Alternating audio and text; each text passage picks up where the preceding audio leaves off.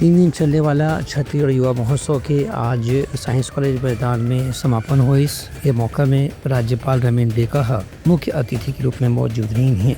राज्यपाल युवा उत्सव में होने वाला अलग अलग गतिविधि के विजेता मन ला पुरस्कार दे के साथ में उनला बधाई और शुभकामना भी दी। नौकी हिंदी छत्तीसगढ़ में ग्रामीण क्षेत्र में युवा प्रतिभावान ला मौका देबर युवा महोत्सव के आयोजन करे गए से खेल और युवा कल्याण विभाग डहार आयोजित ये युवा महोत्सव में अलग अलग विधा में जम्मू जिला के हजारों प्रतिभागीवन अपन प्रतिभा के प्रदर्शन करीं। ये मौका में राज्यपाल हकीम की छत्तीसगढ़ के सांस्कृतिक महत्व यहाँ के गांव देहात के लड़का लड़की मन में खास तौर से देखे बार मिलते, जीवन मन अलग अलग पारंपरिक गतिविधि में अपन प्रदर्शन और प्रतिभा से यहाँ दर्शक मन ला लगातार रोमांचित करीन हैं। ये कार्यक्रम में राज्य सरकार के खेल और युवा कल्याण विभाग के अधिकारी मंत्रीमंडल मौजूद रहे।